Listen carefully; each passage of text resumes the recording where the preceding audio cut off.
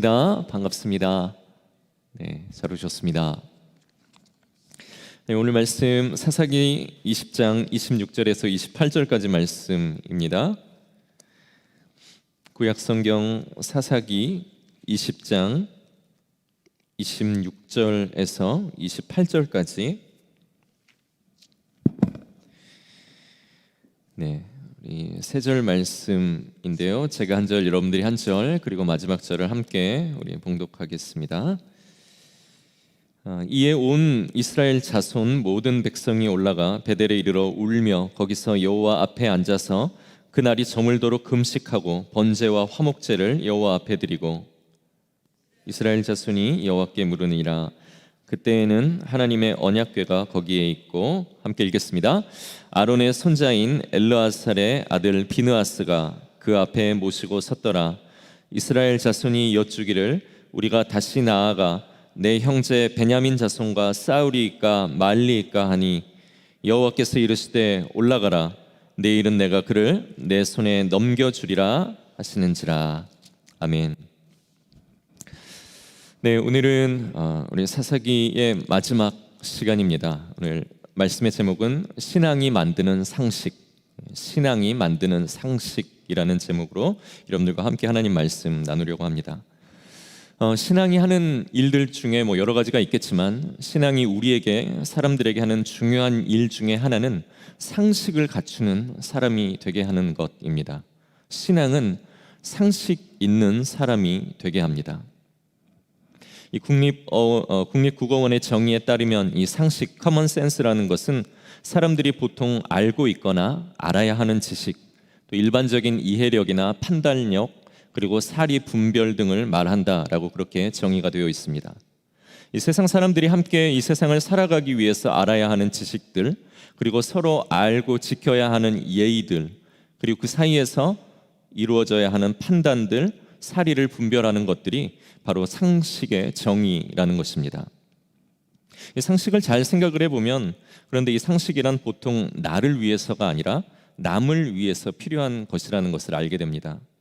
혼자 편안하게 살려고 상식을 지키는 것이 아니라 같이 살아가기 위해 필요한 것이 상식이라는 겁니다. 그래서 사람들이 줄을 섰을 때 새치기를 한다든지, 그리고 지하철에서 오는 대로 자리를 앉아야 되는데 먼저 빈자리를 앉으려고 가방을 던지는 아주머니들, 이런 분들을 보면 우리가 참 상식이 없다라고 이렇게 이야기를 하죠. 제가 한국에 있었을 때 영어를 가르치러 미국에서 오신 한 선생님이 있었습니다. 그래서 그 선생님이 차가 없고 그래서 이제 라이드를 해줄 때가 가끔 있었는데, 그분을 라이드 하려고 제 그 옆좌석 조수석에 태우면 그분이 가는 동안 계속 수십 번 했던 말이 있습니다. 그것은 바로 크레이지였습니다. 크레이지. 운전석을 지금은 그래도 우리나라가 많이 신사적이 됐지만, 예전에 그 15년 전만 해도 우리나라의 그 운전의 상황과 그 스킬이란 정말 카레이서를 정말 방불케 하는 그런 정도의 실력이었죠. 그래서 조금만 틈이 있으면 그냥 확 치고 들어오고, 그리고 파란 등 신호등이 켜져 있음에도 불구하고 건널목을 그냥 막 건너가는 그런 차들을 보면서 이분이 미국에서 와가지고 너무나도 놀라가지고 그냥 이 조수석 위에 손잡이를 꽉 잡고 계속 볼 때마다 크레이지 막 이러면서 이 우리나라의 그 예의 없는 그런 운전 상황들을 이렇게 표현했던 것을 봅니다. 그래서 제가 그때 확실히 이 크레이지라는 표현을 아주 잘 배울 수 있었습니다. 그분이 느끼기에는 이 한국의 운전의 모습이 상식이 없다라고 느낀 거죠. 상식이 없음으로 인해서 함께하는 모든 사람들이 두려움을 갖게 된다라는 것을 이제 이분이 느낀 것이죠. 오늘 사사기의 말씀은 그런 관점에서 좀 볼 수 있습니다. 오늘 본문은 이 사사기 마지막 사건을 지금 다루고 있는데요. 이 내용이 좀 깁니다. 그래서 사사기 이 마지막 내용 중에서 그 중간 지점에 있는 곳을 오늘 본문으로 선택을 했습니다. 그래서 오늘 이 본문은 이 본문만을 이야기하는 것이 아니라 이 본문의 내용을 중심으로 앞 뒤에 있는 부분들을 함께 다루고자 합니다. 여러분들께 지난 시간 말씀드린 것처럼 사사기 이야기는 삼손의 이야기로 사실 끝이 납니다. 그런데 삼손의 이야기 뒤에 전혀 상관이 없어 보이는 두 가지의 이야기가 들어가 있고, 그 두 가지의 이야기가 중요한 것이 왜 사사시대가 올 수밖에 없는가 하는 것에 대한 배경 설명이 되는 이야기이기 때문에 이 두 이야기가 매우 중요하다, 그렇게 말씀을 드렸었습니다. 오늘 이 두 이야기 중에 마지막 이야기인데요, 사사기 19장에서 21장까지 이렇게 걸쳐서 나오는 아주 긴 이야기입니다. 이 내용의 첫 부분인 사사기 19장 그 처음 부분을 보면 한 레위인에 대한 이야기가 나옵니다. 이 레위인은 잘 아시는 대로 하나님의 예배를 책임지는 사람, 하나님의 말씀을 사람들에게 그대로 살아갈 수 있도록 가르치는 사람이죠. 그런데 이 레위인이 오늘 19장 말씀을 보니까 첩을 얻었다라고 그렇게 이야기합니다. 이 부인을 얻은 것이 아니라 첩입니다. 첩. 그러니까 여기서부터 이상한 거죠. 이 남자분들은 다 알지 않습니까? 아내라는 분들은 한 분 모시기에도 너무나도 참 이게 쉽지 않은데 이 지혜가 없는 사람이죠. 어떻게 이 두 분을 모시려고. 그런데 우리가 과거 역사나 또 그 시대 상황을 생각해 보면 왜 첩을 두는 문화가 생겼을까요? 그것은 이 첩을 두는 문화는 남성들의 과시욕에서 나온 것으로 이렇게 해석을 하고 있습니다. 나의 재력과 나의 위치 정도면 내가 아내 외에 첩을 하나 정도 더 둘 수 있다라는 그런 남성들의 과시욕으로부터 나온 것이 이런 문화다라고 그렇게 해석하는 분들이 있습니다. 그 부분에 참 동의가 갑니다. 그리고 첩을 두는 또 다른 이유는 이 남성들의 성적인 쾌락을 위해서 여성을 도구화하는 그런 일그러진 사람의 인식에서부터 나온 문화이기도 합니다. 그래서 레위인이 첩을 얻었다라는 것은 하나님의 말씀을 묵상하고 하나님이 지으신 사람을 그 존재 자체로 아름답게 바라볼 줄 아는 그러한 하나님의 말씀에서 얼마나 지금 이 사람이 벗어나고 멀어진 채로 가나안의 우상 문화의 영향을 받고 있는 사람인가 하는 것을 지금 사사기가 고발하고 있는 것입니다. 레위인들, 하나님의 말씀을 지켜야 하고 하나님의 말씀에 순종하고 그대로 살아야 하는 사람들이 하나님의 말씀과는 정반대되는 그 땅의 우상의 문화에 철저히 물들어서 첩을 얻고 또한 그러한 삶을 아무렇지도 않게 살아가는 그러한 시대, 하나님의 말씀이 존중받지 못하는 시대, 그렇기 때문에 이 영적 암흑의 사사시대가 왔다라는 것을 보여주는 것이죠. 그런데 더 과거는 뭡니까? 이 레위인이 얻었던 첩이 다른 남자와 바람이 났는지 행음을 하고 집을 나가서 친정으로 가버렸다라고 그 다음에 나옵니다. 그런데 기다려도 오지 않습니다. 4달이 지나도 오지 않자 이 레위인은 첩을 달래서 이제 집으로 데려오려고 이 첩을 찾아 나서게 됩니다. 그런데 우리가 이 부분을 읽으면 이 레위인이 그래도 이 첩을 매우 사랑했나 보다 이렇게 생각할 수 있지만 그 후의 이야기를 보면 그렇지 않은 것을 우리가 볼 수 있습니다. 이 사람이 그 첩을 찾아 나서는 것은 어쩌면 철저히 자기의 평판과 자기가 손해보험 때문입니다. 그래도 레위인인데 내가 사람들한테 존경받는 그러한 위치에 있는데 첩이 도망을 간 겁니다. 얼마나 사람들에게 창피함을 느꼈겠습니까? 레위인으로서 얼마나 타격을 입었다고 생각했겠습니까? 게다가 첩은 돈을 지불하고 자기가 데리고 온 소유와 같은데 그 첩이 사라졌으니 이 레위인으로서는 자기의 손실도 만만치 않았을 겁니다. 그래서 사랑해서 그녀를 데리러 갔다기보다는 자기의 위신을 다시 세우고 돈을 주고 산 그 첩을 찾아와야 내가 잃었던 경제적인 손실을 만회할 수 있었기 때문에 그 정도로 어그러진 생각으로 오늘 이 사람이 살아간 것을 보게 됩니다. 그래서 레위인은 이 그녀의 아버지의 집으로 찾아갔습니다. 찾아가니까 장인이 좋아했나 봐요. 그래서 거기서 이제 데리고 나오려고 그러는데 계속 붙잡습니다. 하루만 더 있다 가라. 하루만 더 있다 가라. 그래서 어쩔 수 없이 이제 그 레위인이 며칠 지체되기는 했지만 거기서 자기의 첩 데리고 이제 자기의 집으로 향하게 됩니다. 그런데 이때 출발을 할 때 늦게 출발을 해서 가는 길에 해가 지게 되죠. 그래서 쭉 가다 보니까 마침 여부스라는 마을을 지나가게 되는데 이 종들이 우리가 날이 어둡고 이제 해가 졌기 때문에 이 여부스 마을에서 좀 쉬었다가 이제 내일 갑시다라고 이야기를 하자 이 레위인은 아니다. 우리가 이 이방 민족의 동네에서 잘 수는 없고 조금만 더 가면 우리 지파, 우리 형제들이 사는 베냐민 지파가 사는 동네가 있기 때문에 그 동네, 그 기브아까지 우리가 힘들지만 조금 더 가자라고 하면서 이 기브아까지 가게 됩니다. 그런데 이 기브아의 마을에 도착을 했는데 아무도 이 사람들을 맞아 나와 자기 집으로 초대하는 사람이 없었습니다. 지금 시대는 뭐 당연히 그럴 수 있지라고 생각할 수 있지만 당시 문화는 낯선 사람이 자기의 동네로 들어왔을 때 그 사람들을 본 사람이 자기 집으로 초대해서 자기 집에 머물게 하는 것이 그 당시에 이 사람들의 문화였습니다. 그래야 자기도 낯선 곳에 갔을 때 자기가 그렇게 초대를 받고 안전하게 머무를 수 있기 때문에 이것이 그들의 환대의 문화였습니다. 그러니까 일종의 그들의 커먼 센스, 상식이었다라는 것이죠. 그리고 그것은 나그네와 이방인, 고아와 과부를 가엾게 여기라는 하나님의 명령 가운데서 나온 문화이기도 했습니다. 그런데 오늘 이 베냐민 지파에 들어갔을 때 아무도 그들을 맞아주는 사람이 없었습니다. 그때 마침 한 노인이 밭에서 늦게 일을 하고 들어오다가 이들을 발견하고 우리 집으로 가자, 우리 집에 가서 묵자 하고 이야기를 해줘서 이제 그들이 이제 그 노인의 집에 들어가게 되죠. 그래서 거기서 이제 뭐 발 닦을 물도 주고 다행이다 하면서 지내고 있는데 지금 밖에서 난리가 났습니다.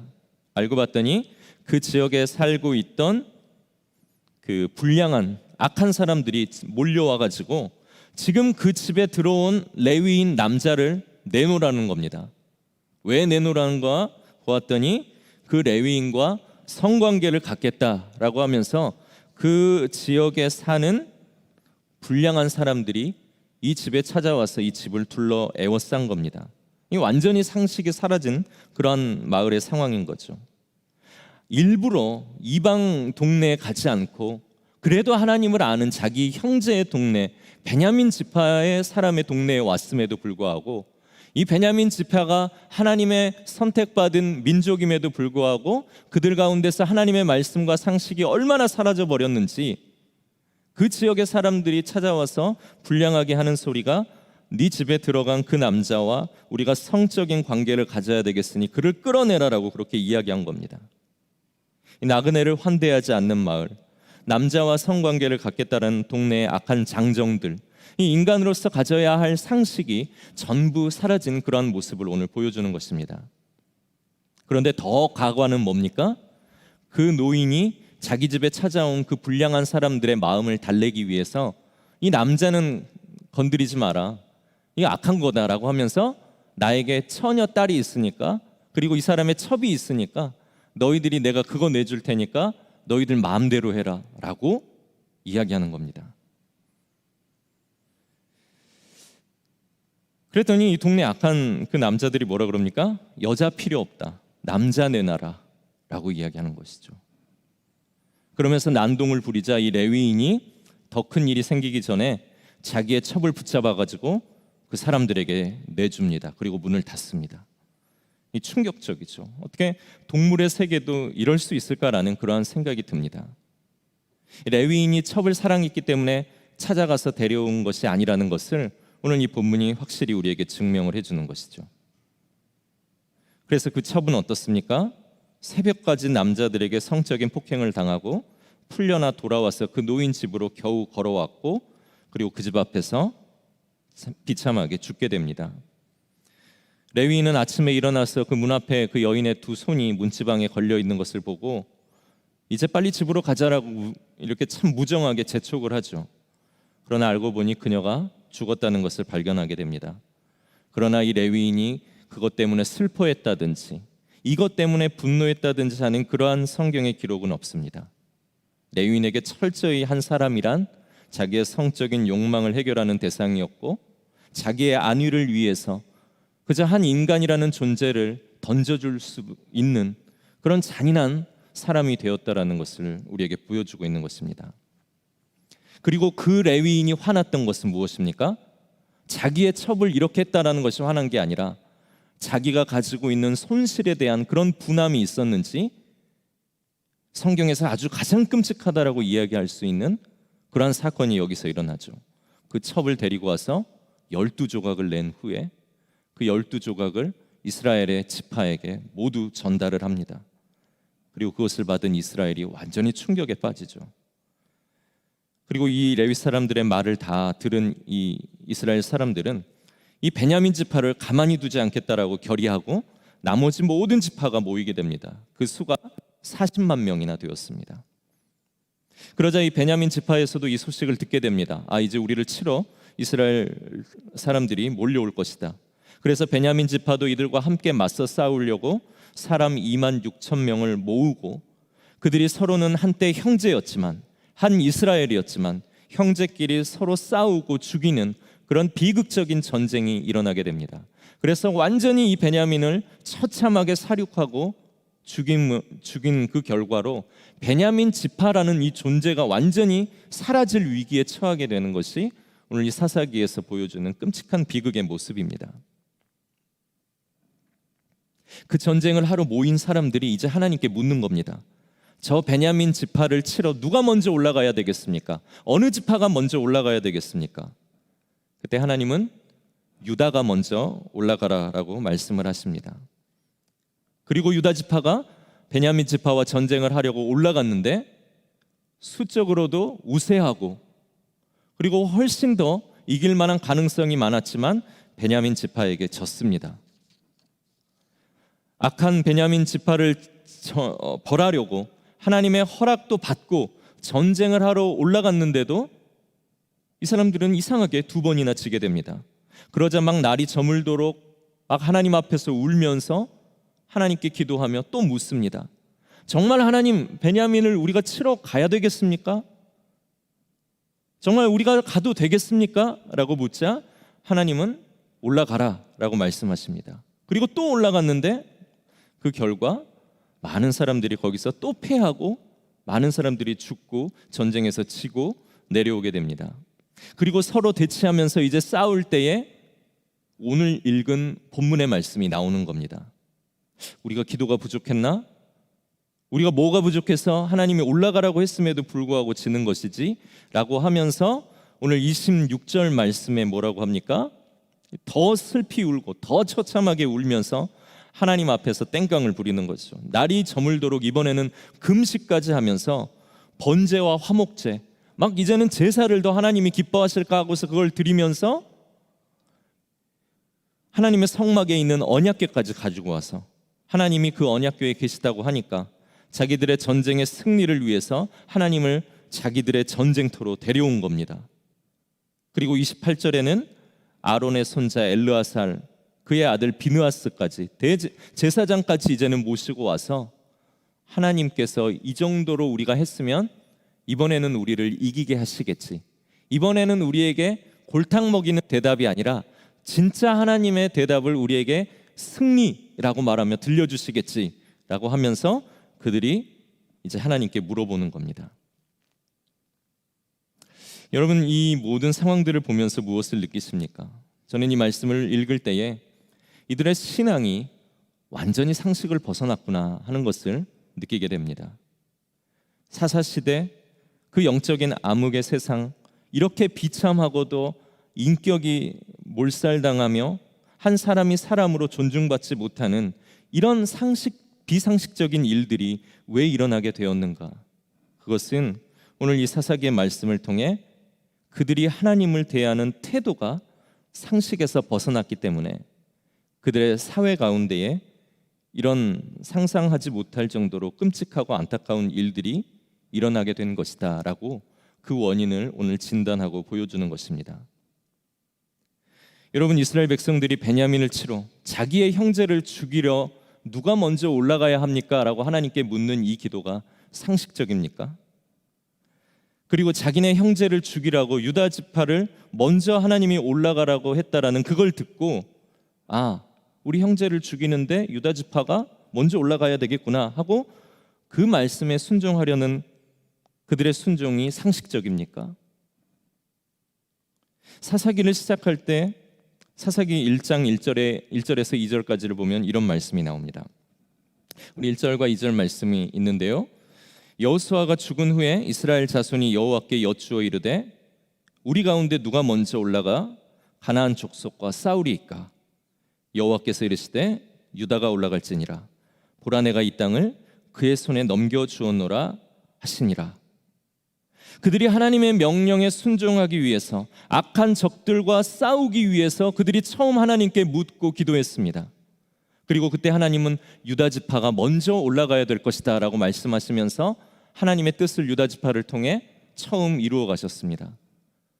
그런데 오늘 이 사사기가 완전히 끝나는 시점에서 똑같은 기도를 그들이 드리고 있는데, 그들의 기도의 내용이 무엇입니까? 누가 내 형제를 죽이기 위해서 하나님 먼저 올라가야 되겠습니까? 하는 이런 변질된 기도를 그들이 드리고 있는 것을 보게 됩니다. 그리고 하나님은 그때에도 유다가 먼저 올라가라라고 이야기하시는 겁니다. 정말 베냐민을 죽이는데 유다를 사용하시기 위한 하나님의 의도였을까요? 그것은 아니라고 봅니다. 나에게 순종하기 위해 물었던 그 기도가 어떻게 이렇게 변질될 수 있느냐? 내게 순종하기 위해서, 너희가 적과 싸우기 위해서 내가 유다를 가장 먼저 올려보냈는데, 이제 너희가 형제를 죽이는데 누구를 먼저 올려보내야 되겠냐고 나에게 묻다니, 그럼 내가 유다를 올려보내면 그들이 올라가면서 우리가 처음 적들과 싸울 때 하나님의 순종을 통하여 하나님의 놀라운 일을 이루었는데, 이제 우리가 형제를 죽이러 이렇게 나아가는구나 하는 그러한 깨달음을 그들로 하여금 기대하면서 하나님께서 유다 백성들을 동일하게 보내시지 않았을까요? 그리고 그들이 전쟁에서 이기는 것이 아니라 패하게 함을 통하여서 자기들의 기도와 또 이 잘못된 순종이 얼마나 하나님 앞에서의 범죄함인가 하는 것을 그들로 하여금 깨닫게 하기 위하여 오늘 이 패배를 주시지 않았을까 하는 그러한 생각을 해보게 된다는 겁니다. 그런데 그들은 그런 것들을 깨달을 수 있을 만한 눈이 완전히 닫히게 됩니다. 그리고 이제는 한술 더 떠서 어떻게 합니까? 하나님의 명령에 듣고도 순종했기 때문에, 순종을 했는데도 불구하고 졌기 때문에 이제는 그 하나님의 임재라고 상징할 수 있는 모든 것을 자기들의 전쟁터, 자기들의 싸움터로 끌고 가지고 들어옵니다. 하나님의 법궤 가지고 오고, 무당을 불러서 구슬하듯이 제사장을 불러와 가지고 하나님께 이기게 할 건지 말 건지, 그들은 하나님의 대답을 요구하는 것처럼 보이지만 이렇게까지 했는데도 하나님이 우리에게 승리를 주시지 않을 것인가? 라고 하며 협박을 하고 있는 것과 다름없다라는 것입니다. 여러분, 우리의 기도가 그럴 수 있습니다. 이미 내가 할 일을 다 결정해 놓고 하나님께 그것을 해도 될지 안 될지를 묻기보다는 하나님 지금 할까요? 이따 할까요? 기도하고 있는 우리 자신의 모습을 보게 된다는 겁니다. 기도라는 그 거룩한 단어 뒤에 자기의 편안함과 욕망을 숨겨놓고 그거 이룰 수 있게 해달라고, 기도해달라고 부탁할 때가 얼마나 많은지 모릅니다. 상식이 무엇입니까? 그것은 하나님을 왕으로 대우하는 것입니다. 신앙은 우리에게 이러한 상식을 알게 하는 것입니다. 하나님을 하나님으로, 왕을 왕으로, 왕의 통치를 왕의 통치로 우리가 받아들일 수 있게끔 하는 것이 신앙이 우리에게 가르쳐주는 상식 있는 모습이라는 것입니다. 사람들에게 상식이 왜 사라질까요? 그것은 시대가 악해서라기보다는 우리의 신앙이 하나님의 말씀 안에서 상식을 찾아가려고 하는 이러한 노력과 이러한 예배가 망가지고 뒤틀려 있기 때문입니다. 우리의 신앙이 말씀에서 멀어지고, 그렇게 되므로 우리가 하나님이 아니라 하나님을 알지 못하는 문화에 더 귀를 기울이게 되고, 스스로 왕이 되고 자기를 가장 소중하게 여기는 이 시대의 문화가 이야기하는 그러한 가치관의 영향을 받으면서 나를 향한 상식에서 벗어난 그러한 예배, 그리고 나를 위한 그런 상식에서 벗어난 기도와 결정들을 우리가 하게 되는 때가 너무나도 많다는 겁니다. 하나님은 우리의 상식을 벗어나서 일하시는 분이 맞지만 우리는 하나님이 정하신 그분의 상식 안에서 자유함을 누리는 그런 하나님이 정하신 믿음의 상식을 따라야 하는 사람들입니다. 하나님은 우리의 왕이 되시고 우리는 절대로 그분을 옮겨오거나 치워낼 수 없는 존재이고, 하나님의 뜻이 내 삶에 이루어지는 것이 내 생각이 내 삶에서 이루어지는 것보다 훨씬 의미 있고 가치 있고 진짜 완전하다라는 것을 우리가 믿어야 하며, 그분의 말씀이 내 생각보다 언제나 크다라는 것을 우리가 인정하면서, 내가 40일 금식을 하고 며칠 기도를 해서 그분으로 하여금 내가 원하는 것을 얻어내는 것이 우리 믿음의 승리가 아니라 그분의 다스리심, 그분의 말씀에 기쁘게 복종하고, 때와 시간을 알 수 없지만, 그리고 앞이 선명하게 보이진 않지만 오직 하나님께 묻고 그분이 열어주시는 그 길로 그저 오늘 한 걸음 한 걸음 가다 보면 어느새 우리가 뒤를 돌아봤을 때 그분이 우리를 선하게 인도하셨다라는 것을 고백할 수 있는 것을 아는 그러한 믿음, 그것이 바로 하나님이 우리에게 말씀하시는, 또 믿음이 우리에게 가르치는 상식이라는 것입니다. 그때 우리는 우리 서로에게 인격적이 될 수가 있고 하나님께 상식적인 그분의 자녀가 될 수 있는 것입니다. 그 상식 어떻게 배우겠습니까? 오직 예배밖에는 없는 것입니다. 하나님의 말씀이 들려오고 하나님의 마음을 헤아리려고 하는 그 예배를 통하지 않고는 우리가 도무지 그 하나님의 상식을 배울 수 없습니다. 그렇기 때문에 예배가 소중한 겁니다. 예배는 자기의 시간, 자기의 노력, 그리고 자기의 편안함을 과감하게 포기하고 자기의 시간을 헌신하고 자기의 즐거움을 희생하려는 그러한 노력이 있을 때 우리 가운데서 온전한 예배가 일어납니다. 오늘 이곳에 계신 모든 분들은 그런 시간의 희생과 하나님의 말씀을 정말로 왕의 말씀으로 보고 그 상식 안에서 살고자 하려는 그러한 노력 가운데서 오늘 이 자리에 오신 분들인 줄 믿습니다. 우리 좌우 옆에 계신 분들과 격려하시면서 당신이 참 그런 사람입니다, 이렇게 격려하시죠.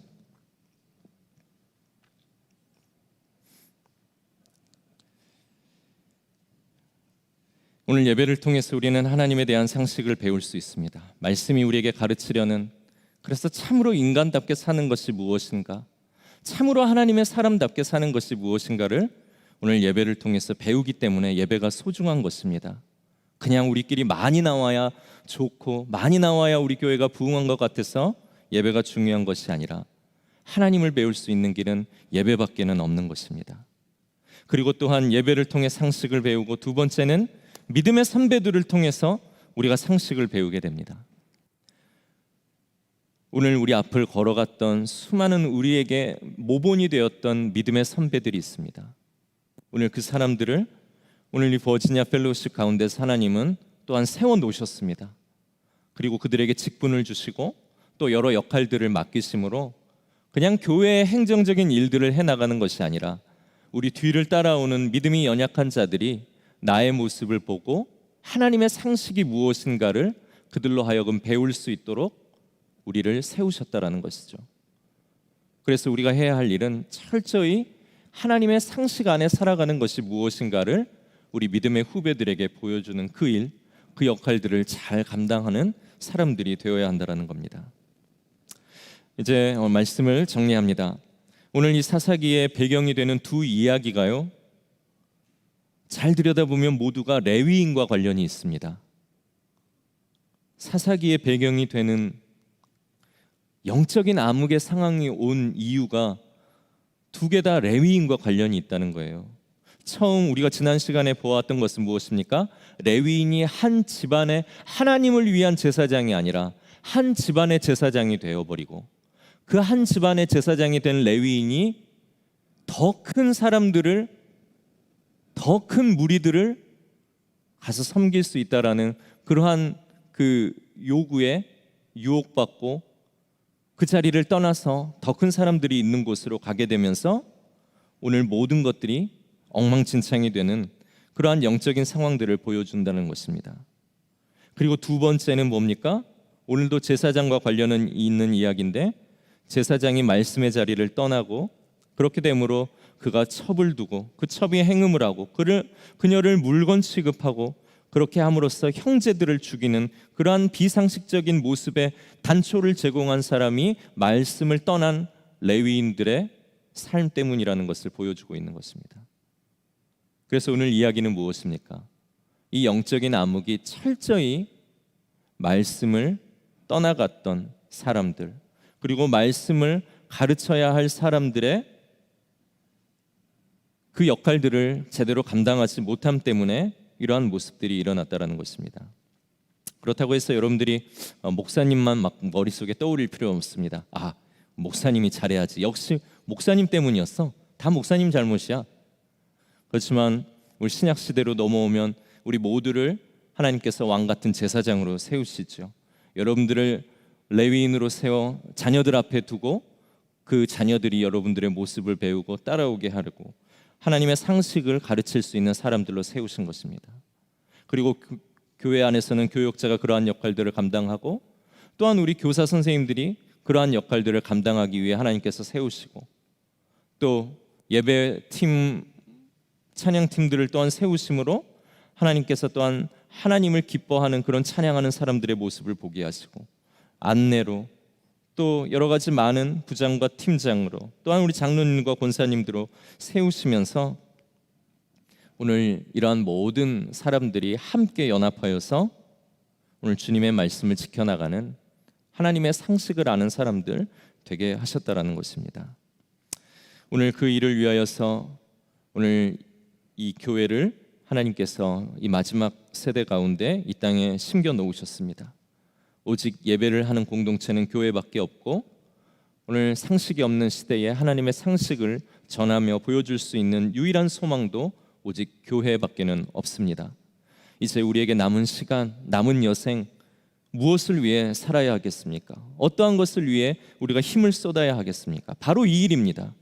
하나님을 알기 때문에 상식적인 삶을 살아가며, 하나님의 상식이 도덕보다 훨씬 높은 위치에 있기 때문에 하나님의 상식만을 알고도 그 사람이 가는 그곳에는 세상의 도덕보다 훨씬 높은 하나님의 사랑의 방식, 하나님의 상식의 방식이 그 사람을 통해 흘러나가면서 그를 통해 함께 있는 사람들이 따뜻함을 느끼고 그 안에서 하나님의 향기가 날 수 있는 그러한 사람이 되는 것입니다.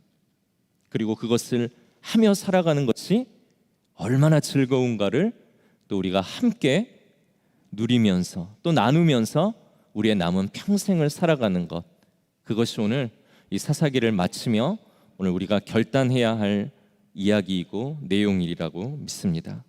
어떤 교회를 꿈꾸십니까? 남은 인생 무엇에 우리의 시간을 헌신하고 투자하기를 원하십니까? 여러분들이 정말로 보기를 원하는 모습은 어떠한 모습입니까? 또한 우리 교회에서 어떠한 부흥이 일어나기를 원하십니까?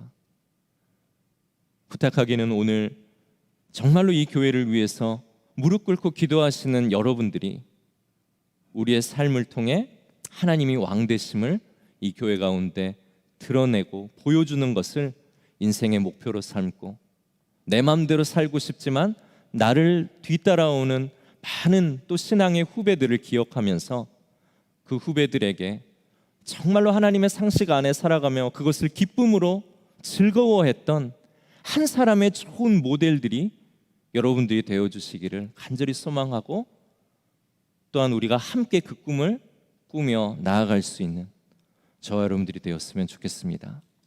이제 우리 오늘 말씀을 기억하면서 찬양하실 때 우리의 영혼이 잠잠히 하나님만 바라보기를 원합니다. 우리의 영혼이 잠잠히 하나님만을 바라보기를 원합니다. 우리의 소망이 정말로 하나님에게서만 나는 것임을 아는 믿음의 상식을 나에게 주시기를 원합니다. 오늘 그 심정으로 오늘 우리가 이 찬양 하나님 앞에 드리겠습니다.